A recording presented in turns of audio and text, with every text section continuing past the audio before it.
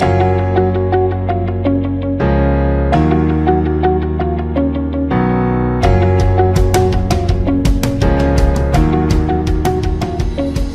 everybody.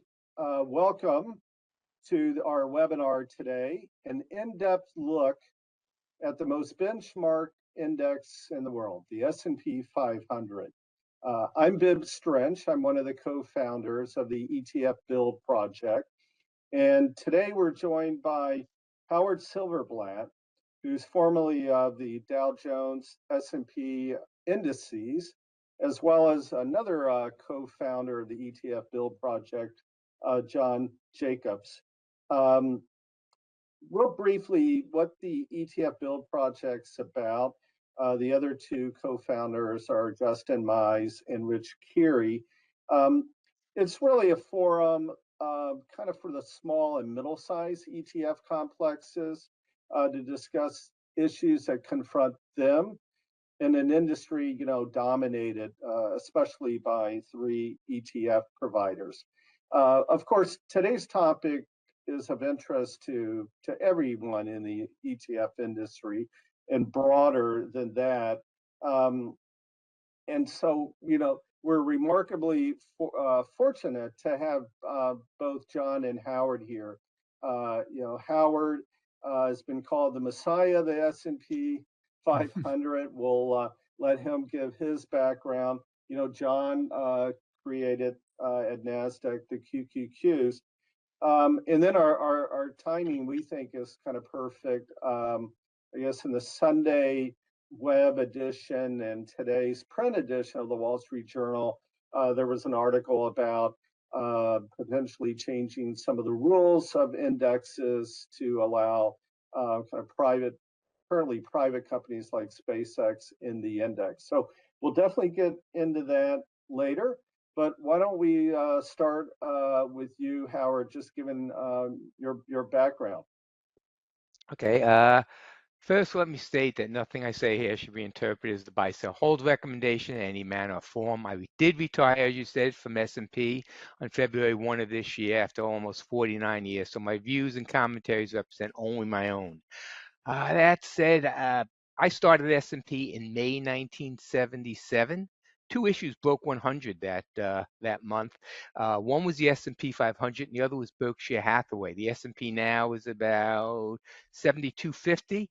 That's about a 9.2% annualized return. Berkshire Hathaway is 703,000, 19.8. Takeaway: you don't fight the Fed, and still you don't fight Warren.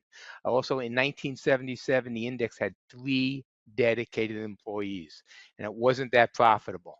I was a borrowed resource. It now has over 1,000, and the margins are, some people could say, indictable. Okay. Over the 49 years at S&P, I had various positions: analytical, business development, product positions. I was on the team that developed core earnings, GICS, that's global industry classifications. We were the leader in the start of social media accounts. I developed indices, rang the bell for a lot of the launchings. I wrote and posted weekly and monthly market commentaries, which included trading insights, strategies, impact studies, as well as alerts on an on-needed basis. I also posted regular files on the web with free access, which is unusual to give something away for nothing. Earnings, dividends, buybacks. I made the rounds on the obvious TV shows, the print media, the journal, all those, and worked mostly with higher end institutions and analysts. So I had kind of a reputation as being the analyst. And that was me. John, you want to say a few words about your background? Sure. So not as long a history as Howard, but I was at NASDAQ for 30 plus years. I started when NASDAQ had 80 employees, and today I think it's 6,700. Spent a lot of time doing a lot of different things there, but what's most relevant here is that I did run the index business, including launching Qs and some other products before we turned that family over to Invesco. Actually put the first codification in for the first, codified the rules of the NASDAQ 100 back in the late 90s for the first time. So I can definitely, but it's still, these are still relevant conversations today. After NASDAQ, joined multiple boards. I'm on several ETF boards and a corporate board, and I'm also ran the Center for Financial Markets and Policy at Georgetown, the Bassaro Center at Georgetown's McDonough School of Business. I still teach there occasionally, and do board work today, et cetera. So, but indexes seems to be, first and foremost in my life through the ETF boards and through just in general indexing. So that's me. Great. So how it's going to work today, John, you're going to fire questions at Howard. So I'm looking forward to hearing his answers and responses. That's great. Yep. I'm very excited because, look, this is one of my favorite topics. And as I said, I've been in Wall Street for 40 years now, and over 40 years. And what's interesting to me is, as you pointed out, Bibb, in your introduction, this is the most widely followed benchmark on the planet. No, there's no argument there, right? And I still think a lot of people really don't understand exactly how it's constructed, how it works, what moves, and so on and so forth. I think a great quote in today's journal article that was also, online on Sunday was, the S&P 500 is actually a hybrid between an active and passive index. Stocks get in only if they're selected by an index committee. The S&P 500 isn't the 500 largest companies. And I think that's a fact that a lot of people don't realize. There are hundreds of companies outside the S&P 500 that are bigger than companies inside the S&P 500. But the S&P 500 are unique construction. It's got a legacy. It's beta in every textbook, a finance textbook on the planet. So I think today is our goal here today is to take someone who's got an unparalleled history here and kind of walk us through. So Howard, the very first question is, give us a brief history of the S&P 500, its origin, why it came into being, when it was created. I do remember somewhere in my past, I went to a 50-year bell ringing anniversary at NASDAQ for it. Don't even remember when that was, but anyway, go ahead and give us a history of the S&P 500. I was at that one, and that was 2007. Nice party. 2007, got If it. you were at the Okay. party, we were at the same party together beforehand. Yes, we were. Okay. Yeah, okay, so the S&P was originally created as a higher level snapshot of the market, what was happening. Started in 1923, 233 issues put together, calculated by hand because it was the first capitalized weighted index on there. So you had to take the shares, the price, multiply them out, and start weighting it that way. So it was very cumbersome and very time consuming, and it was done weekly, 233 issues. Daily composition, they took a subset of that in 1926 with 90 issues. But the S&P, and from 26 to 57, S&P created a lot of other indices. In 1957, the S&P 500 was formed. What it did, it combined existing indices that were already there and calculated on a day-to-day basis. So they knew the membership, they knew the pricing, they knew the numbers. All you had to do is redo the market numbers on there. Okay, there was no pro formas, no decisions. Do you add this company in or not? It was all done just adding them together, like a pooling of interest almost. So the 500 was made up of 3 indices in 1957: 425 industrials, 25 railroad issues, and 50 utilities. What was not in there were financials. They did not get JP Morgan, back they did not get added till 1976. Okay, so the 500, as the 500 starts in 57, we have back data, okay, which you can use as a technician or just whatever you want to do, to 1926, and Schiller at Yale has taken it back to 1870. You lose a little bit going back from 26 to the 1870s that Schiller does, but it is very good data, and a lot of it is free on his site up at Yale to use. So again, indices from 57, okay, but data back officially from 26. And So how did it become the benchmark? I mean, you look in a finance textbook, anyone who goes to finance and looks at that, and then you look at beta, how does how does a particular stock or another investment vehicle, what's their beta, how they compare to the S&P 500? How did it become so pervasive in the financial industry?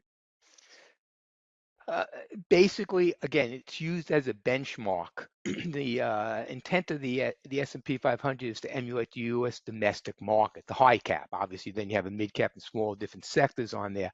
But it was a way to look at that. Before that, all you had from 1896 was the Dow, which was nice, still the best known indices, an easy index to understand. You add it up and you divide. But the 500 did market weighting, which was important, and it had back data, so you were able to compare different scenarios and different times. Inflation, imports, exports. We're doing tariffs now. You could take it back, to the 1920s and 30s and see how the tariffs went on back then. So it became a benchmark because that was what the market was supposed to do. Okay, and that's what the market, if S&P is doing its job properly, does do. So it became the benchmark and what you can do. Once it was broken down, industrials, financials, utilities, even before GICS, the global classification items, you were able to say, okay, so how are my utilities doing? How are my transportations doing on all of these? So again, it was the main bench. And until it started trading, that's what everybody measured themselves against. So you mentioned GICS, which is a great topic I want to ask you about. So was GICS created? I know it's proprietary and created by S&P as a classification system because it was the way to organize the S&P 500 and other indexes and all the data. Was it driven by the consumers, the traders, the investors, or was it something that give us the background of Sure. GICS because I know it's a huge intellectual effort to do GICS. Yeah, right. Let me first say that GICS is owned and operated by S&P and MSCI together. We Right. created that together when they were still part of Morgan Stanley. I was part of the team that did that. The data for it is housed at S&P, but the two of them, who are competitors, obviously, Hmm. work together on that, which makes it well. S&P, we had redone our indices in the 80s and then into the 90s. Literally, at one point, you had long distance telephone companies, the IT&T days, going back and forth. So we needed to bring it up to par. So did MSCI. They already had one. So two companies, we got together and we hashed out a different side of items. So there's four actual levels in here. Sectors, major industry groups, industries, and subsectors. And every company and every instrument had to be broken down on that. So that became imperative in order to, one, to break the market down, and more importantly, to provide trading instruments. You could trade by then the S&P 500. You couldn't trade directly the financials or information technology, all due respect to QQQs. Hmm. Uh, so both sides needed to segregate that. So all 11 sectors that we have right now, you can trade. And the 25 major industry groups are used as trading. So you needed to break it down, okay, not just for attribution as well as academic and research houses, but you needed to do it for trading. Trading the whole broad S&P 500 market was not in itself enough anymore. There were boutiques that were doing specialty ones, but the big institutions of those S&P, the indexes, needed to come together and create something that was able to break it down and consistently monitor it and have it uniform. So when did GICS really into being? Approximately when did it start as a product? Uh, 2001, 2002, we Right. started doing it. We got together. Initially, the initial meeting, we basically walked out. Both sides walked out on to some degree. But then both sides kind of came back together. So it was a very short cooling off period until they got got there. Sure. The actual process took a while to do. Every S&P had the analytical staff at that time. We had about 46 or 48 stock analysts because we had a whole buy sell hold recommendation situation. So every one of the companies were covered, plus of course all the support staff and everything. So each company had to go into to see what it breaks down to. Then you had to go in, farther beyond that to all the NYSE, ASE at the time, OTC, and then of course the bonds. All fixed incomes. They did not always cross over. Right. Especially the specialty ones and the convertible ones. So it took over 2 years to develop on there, and then it was slowly pushed out. Not there wasn't a lot of resistance to it, but there were instruments that and houses that wanted it. I mean, the mercantile, the CBOE, all the major brokerage houses that wanted to get licenses so they could sell different components of that. So again, there was a lot of backing and need for it from a trading point of view. So it's interesting because, so when I first went to NASDAQ in the early 80s, working on the listing side, we used, because GICS didn't exist, and we just used the government's SIC codes, if you remember those. Oh, And the, we and so they were there, but the problem was they weren't adaptable. So like all the new tech companies coming out in the 80s and 90s, leading up to the tech boom and bubble in 99, 2000, they're all just given a general category 738, SIC code 738. There wasn't enough. So you had the benefit of, by developing this and starting the process in 2001, of seeing this tech, the birth of all this new technology, telecom and internet and things like that. So is GICS a flexible, adaptable system that can, for example, nobody thought of AI back then or things like that. So is the system able to adapt to new kinds of companies coming to market? Yeah, there's a joint group between MSCI and S&P, as well as a lot of outside consultants, from the brokerages, that reviews it on a regular basis. And it is definitely live and it changes. Every year there's a massive review to see what should be added and not. For example, REITs were made their own sector. They used to be part of financials, transportations, which was basically at one point the railroads, those ones that started. That's now part of industrials. That went in there. Communications, which used to be telecom, basically, AT&T, that's broken up. Now you have communication services, which is totally different. So it definitely is moving, and the AI has been addressed. It will be addressed more going forward, but definitely it is a live changing item. And when those things change, it changes the instruments Sure. behind it significantly. So you cannot just change it in a day. A decent change takes about a year to happen on there, because you've got to put it out there. You've got to be able to trade it. You got to be able to trade it both ways. And then if you've got an ETF, a fund, you've got to, you may have to even re-register parts of it. You have to adjust the portfolio and tell them, by the way, now you're not just AT&T or Verizon, but you've got the social media companies in there, which is going Right. to add a lot of volatility, risk reward, always a trade-off. So yes, it's very much alive and moving and changing. Because you said that the original, back in 1923, it was 3 categories, right? Industrials, railroads, and utilities. And And no today, financial and no financial. Today, there are 11 sectors. sectors. Right. Yeah, So so that gets to a really important question that people may not realize. So the S&P essentially is driven from the bottom up. It's those 11 sectors, and each of those 11 sectors is defined, there are indexes created around those 11 sectors, and that rolls up. How does that exactly work to get to the S&P 500? sure. The intent of the index. By the way, in those 425 initial industrials, the only IT you had was business machinery. That was it. Um, Right. okay, so the S&P, the intent is to emulate the U.S. common domestic market, the higher end of it there. So in order to do that, we take the market and when I say we, S&P takes the market and breaks it down into these sectors, industries, right down to the 163 groups, and then it emulates it Okay, the intent of the S&P 500 is not to beat the market, but to emulate it. So if S&P's a subgroup, a semiconductor group, goes up 4%, but the market is flat, S&P did not beat the market. S&P didn't do the job. So when we construct it, it's very much from the bottom up.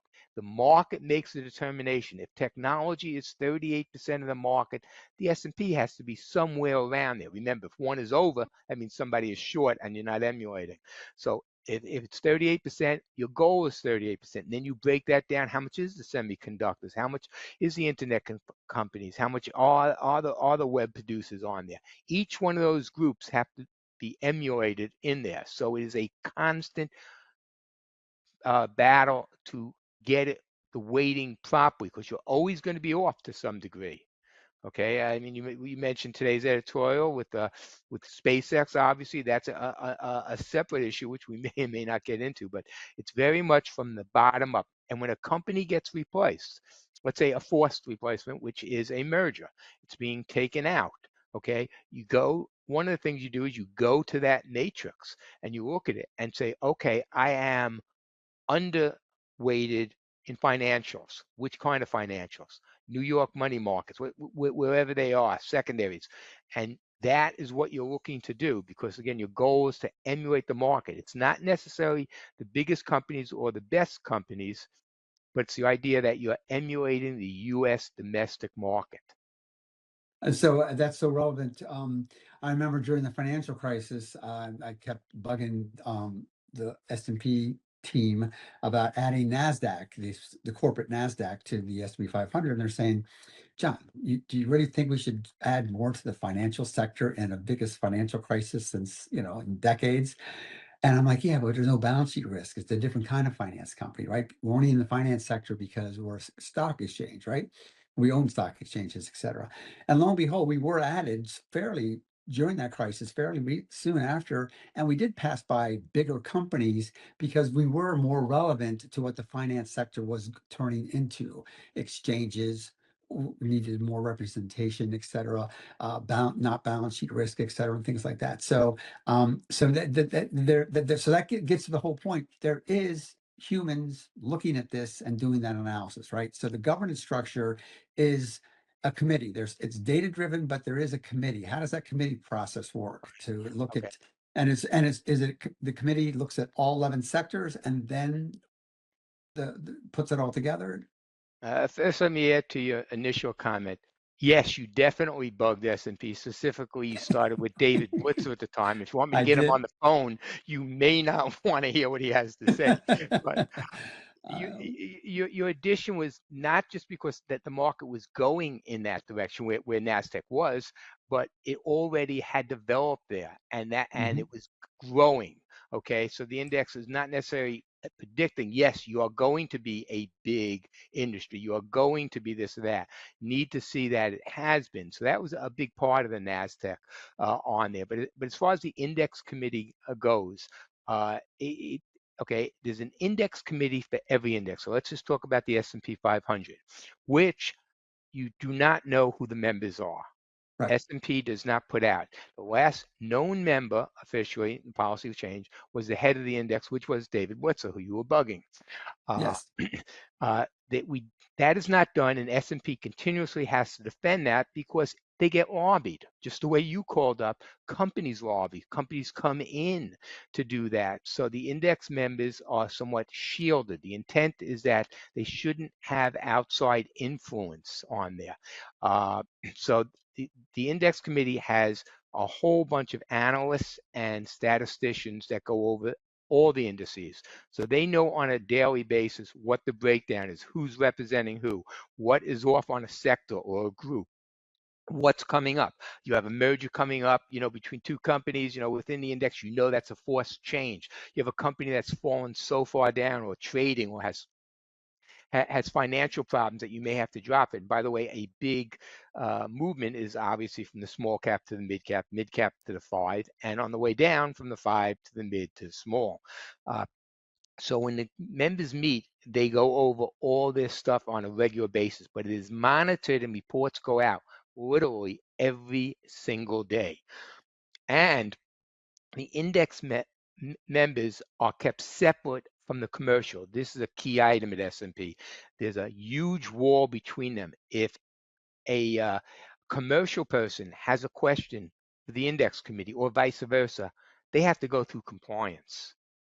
And compliance, if there's a meeting, literally compliance has to be there. This is like a legal adversarial discovery process. It is frustrating and not fun, but the intent here is to insulate to some degree the people who are picking the issues from the people who have a commercial basis on there. Mhm. If you're selling the index, if you're, pushing it there, you want what you consider to be the best issues in there, which may not be the best to the index because they don't represent. We've had companies, that we have many companies that do not make money in the index right now. Many that are below the threshold you would need to go in. We've had bankrupt companies. Texaco, Mhm. the man who wore the star, they were in bankruptcy for a while. They were kept in the S&P 500. Okay, so again, there's a big wall between the people who make the decision and the commercial, and that's enforced significantly at S&P.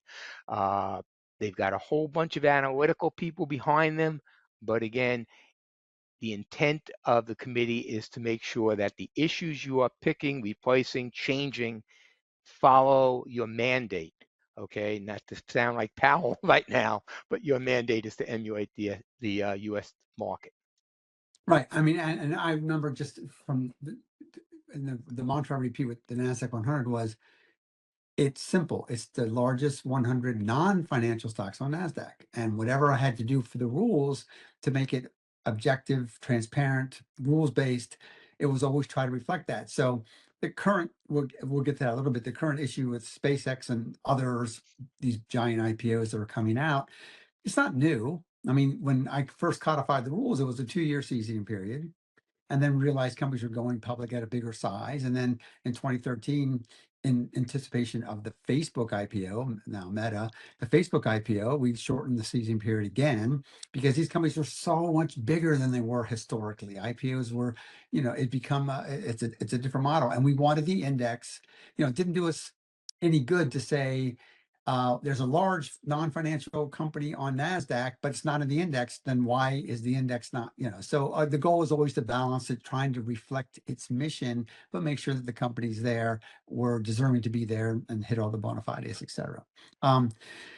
So switching gears just a little bit for a second. So, I spent a lot of time at Georgetown, still do, and at the Carey School of Business at Hopkins, et cetera. And everywhere I go academically, people, if a professor's doing a study or they're doing a research project and they're going to benchmark against the S&P 500 because they can, because as you pointed out so eloquently early on, the rebuilding the data set going back in time. So that was I think a brilliant move by S&P, not because it just continues to establish and build the importance of the S&P 500, but it gives a great tool for academics to use to do their research and their studies and everything else. So how does that work though? How do academics get the data from S&P? Is it free? Is it at a discount? I mean, it's got to be, it's a certain way you're thinking, well, are they going to turn it into a commercial application? So how do academics access it? And so how do you keep that pump going without losing the commercial side too? Somewhat ashamed here. Okay. Academic research is great. Right. I mean, for years, I would if we needed a project done, you would go find somebody who's ABD or but dissertation, support them with data, and in a year, you had a project that was proofed and everything, no fee and everything. I mean, I think I'm in more dissertations than half the professors on there. Academic research is great. The base for all that data used to be something called CompuStat, which is an S&P company, started in 1962, and it dominated all of academia and the research. Okay, and a lot of the stuff that they put out was minimum price. S&P would charge minimum for academic research, as well as for libraries. City libraries and stuff. I remember on 42nd, in New York City. I'm a product of New York, so I mean they had Absolutely. a great library. All of that. Now research is not just academic, but it's research houses, brokerage houses. They all have PhDs. They've got, everybody has research and they know the methodology. And the ability of these institutions to get it has also changed. It is now a business center. Right. Big, significant money is made. CompuStat's actually part of something, and CRISP is the same way, by the way. Mhm. CompuStat is actually part of something called Capital IQ, which is S&P, and Market Insight, whatever name you want it. But the data is still there, but the charging and the fee is significant. An ABD comes to me today, to S&P, they have to pay for it. So they have to have a sponsor, pay for it themselves, get the school to do it, something to underwrite it, okay? And these prices are not prices that are individually friendly, shall we say, as Mhm. one person. It costs. You need either subscriptions, you need continuing items. So academic research is a business center and it costs now. So to some degree, and if I had to do part of an editorial, it's been inhibited because the data, which was always supposed to be easy to get, is now expensive, especially going back in time. If you want the dividends and the earnings in the 1930s from S&P, it's going to cost you on there. You Right. go to CRISP, you want the issues that they put together, which was from S&P publications, and they also used CRISP originally used academia, Chicago obviously research, as well as Merrill Lynch. They used S&P books to get their stuff in there. But if you want to get it and you're an academic researcher, you have to have money. And if you're an individual and you want to look back in time, you have to have some money. Uh, Not happy about that, but that's what it's developed into, and Yeah. it's a business. It's all about the data. Absolutely. Believe me, running indexes and data at NASDAQ, I get that. So, Yes, yeah, yeah, yeah, it- absolutely. yeah. So the SEC revamped the investment company shareholders report. It required that performance of the fund to be compared against a broad-based index, in quotes, broad-based index. The industry reacted that the S&P should not have defined or insinuated that a broad-based index must or should have certain correlation to the S&P 500 index. How do you react to that? uh, Quite a few years ago. I can add some fuel to your fire on that. The new Trump Okay. accounts Right. require investments in U.S. funds and indices, and specifically names the S&P 500. Thank you very much. And the last count, there were 5.5 million of those accounts opened, which launched July 4th. So that's another illustration how they did that. At the time of that requirement, by the way, S&P's CompuStat was the leading provider of that comparative data. Really, there was nobody else accepted. So it was almost a forced go to S&P CompuStat to get that data. Companies were able to use other comparisons, but they had to justify it. If they had to justify it, they're going to have to show both sides of it. So most of them did go to CompuStat and they did use the sector and industry comparative. But I think what your real question here is, should companies be required to disclose comparative data, which may not paint them in a positive light? I mean, Mhm. if you've outperformed the index a lot, it's on page one, not footnote in page 46. Uh, Absolutely. so should they be required on that? Obviously, the SEC felt, people have felt since then, so I can only give my personal belief and view on that, is that yes, I believe that is part of the SEC mandate to require companies to supply investors with specific, relevant information that they may not be able to get themselves. Yes, an individual, I can go to CompuStat, what would be CompuStat, and buy it. It's a fortune. Okay, so I believe that it is part of the requirement and that is part of the SEC mandate the way I see it on there. And I think it's good. I should know how my company tracked up and let the company and management explain, yes, I overperformed because of this, which is good. I underperformed because I am investing. My earnings were not good because I am doing R&D, and these are the things that I'm looking forward in the next 2-3 years, whatever it is. So yes, I am a supporter of that, and I think it was the right thing for them to do and maintain. Right. And you even go a step further. So if you are an executive of any publicly traded company in the US, your compensation for almost across the board, your compensation is going to be based on how you do versus your peers, right? On return, stock Yeah. performance, et cetera, Yeah. right? It's going to determine how your shares vest. It's going to determine your overall compensation, et cetera. And the point is, how did you do running the company versus its peers, right? And that can only be available if you're looking at, either, uh, uh, you know, even a handful of peers is an index to a certain extent, right? Because you're looking at you have to look at the market cap weighting, you have to look at the different things about it. So, I mean, it permeates all of our lives in that companies benchmark their performance against indexes. Executives have to benchmark their performance against the peers for the companies that they're running, and so on and so forth. So it's actually part and parcel of every part of of what we do.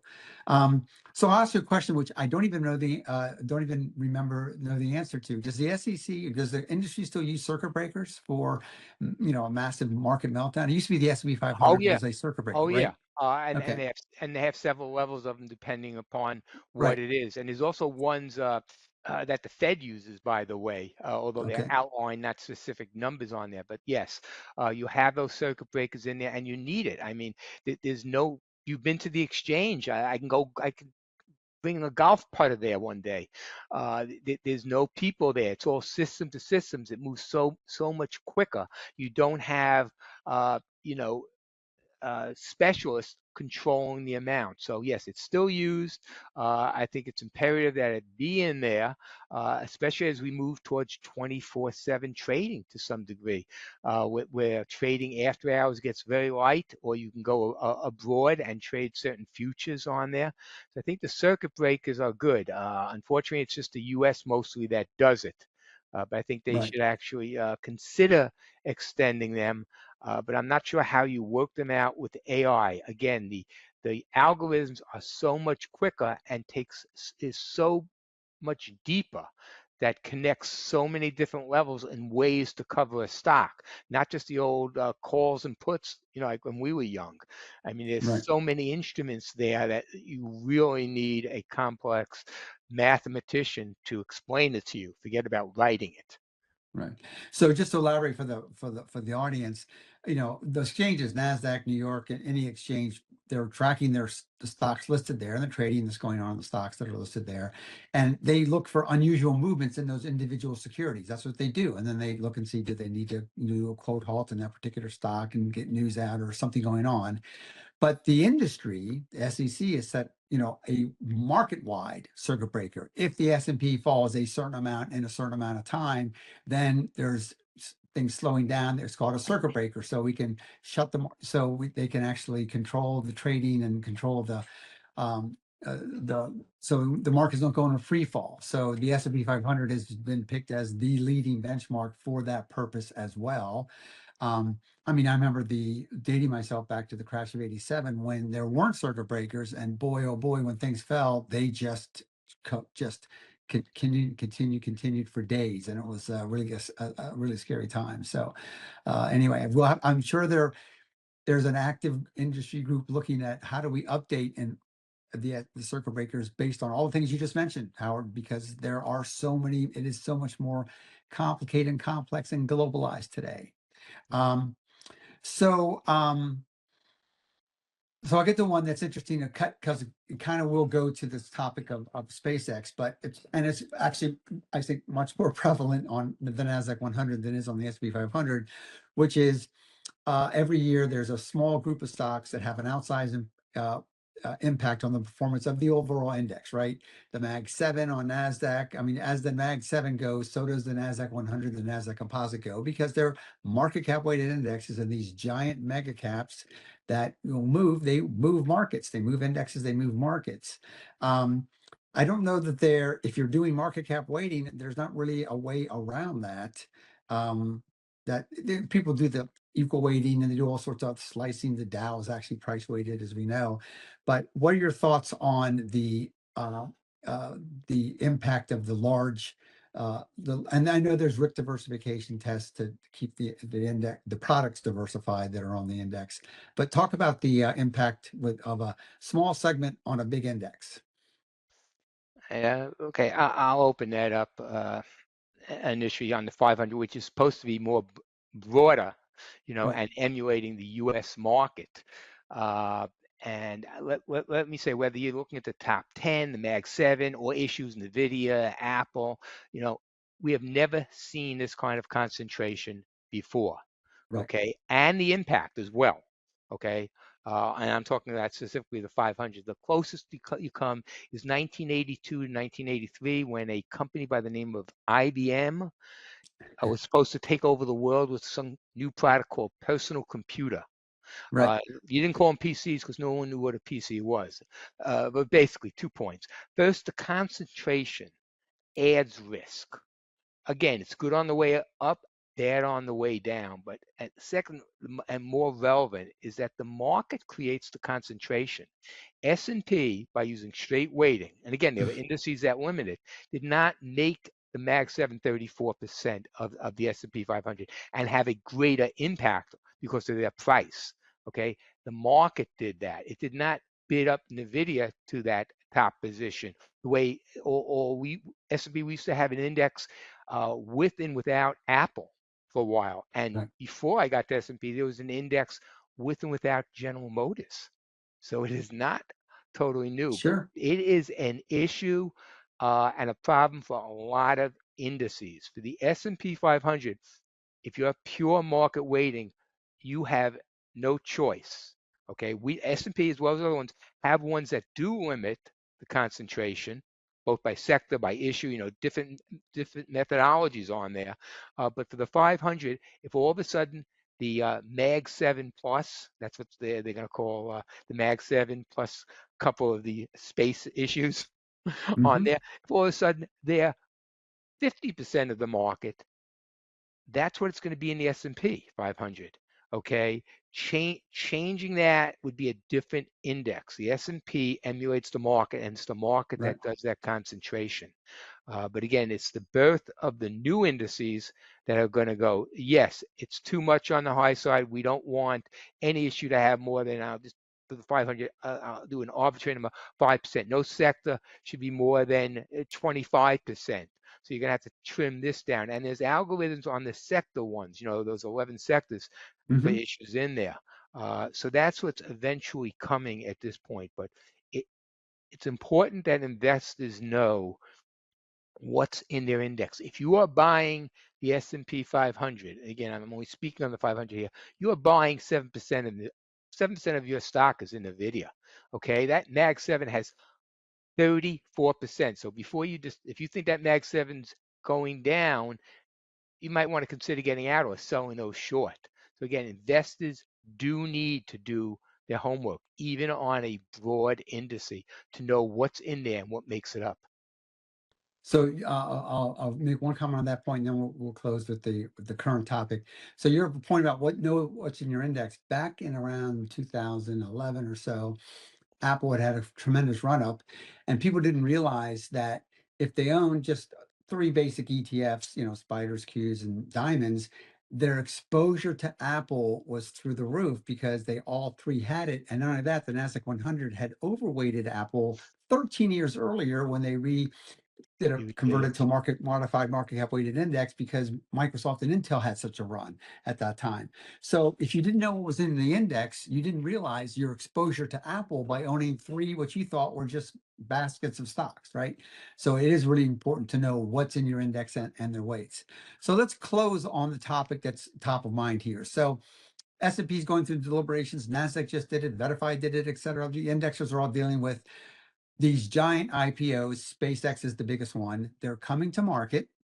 The Jobs Act, allowed companies to go stay private longer, and many have. And there's some huge ones coming. It's not just SpaceX. There's a whole roster of these companies. I know Nasdaq runs Nasdaq Private Market, and you could probably look at their roster of companies to know these giant unicorns are coming to market.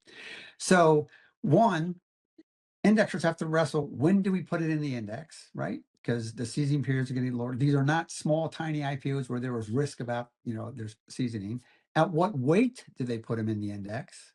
And lastly, how important are earnings versus size? So I know it's a lot to cover, but just some general thoughts that as you understand what indexers are looking at when they try to wrestle with those issues as they're trying to make sure that their benchmarks do represent what they say they do. It's the US economy. It's hard to not think that SpaceX is part of the US economy. It's the largest 100 non-financial stocks on NASDAQ. And assuming SpaceX is on NASDAQ, it's hard to imagine not including that in the NASDAQ 100. So talk about that. Okay. Again, in reference to S&P, SpaceX when it when if it goes public, okay, is available in like the US indices and some of the broader indices, but not right now at the S&P 500. And that's what S&P put out the consultation April 30th. They're looking for commentary till May 28th. And if they implement any change, it'll be before the reweighting. So it'll be June 8th of this year. Basically, when you're an IPO, you need to wait 1 year to get in. S&P is saying, let's make it 6 months, okay? Basically because for the first 6 months, you need trading and the shoe drops for extra shares that come out on there. So they're looking to do 6 months, which on a personal level, I think is valid. There's going to be a lot of demand for it. The other two items on which don't get as much attention in the exposure draft, I think are a little bit more concerning, at least to me. One is the gap, generally accepted accounting principles. You have to be profitable and positive on there. Obviously, SpaceX is not positive. It could be a while. How long do you keep an issue out, and what exceptions do you make on that? S&P is saying if you're like your full market size is within the top 100 of all companies, you don't have to be profitable. This is something that they're putting out for commentary. They're not saying they're doing it. They're looking for commentary.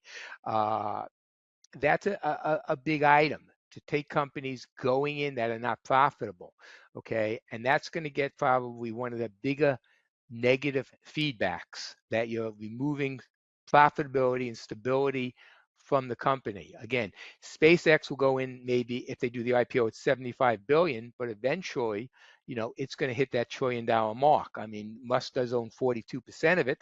Okay, so the float's going to be a lot smaller, but that profitability is a major item, and it's going to be a major issue for S&P, as well as that coming back. The other one is the minimum float, which is more of a trading issue. You have to have so many shares out. Everyone's going to want this issue. That 17.9% of the S&P 500 is index. In other words, you put SpaceX in, you take whatever it is, 17.9% of that issue has to be bought or sold. Okay, you need to have the shares to do that. And then there are the emulators who buy about 70% of the index with the intent of, through instruments or agreements, however they do it, the other 30% try to beat it. Therefore, they could say, I beat the index, and covered their charges to their customers. Okay, so that float right now is 0.1. S&P is saying, again, if you're in that one of those top 100 companies, measured by full market value, you don't have to have it. So those are going to be trading issues, and that's why the brokerage houses and everything have to come in there, and they're going to do it. S&P makes indices consistent and methodology. And again, we're talking about the 500. They do not trade.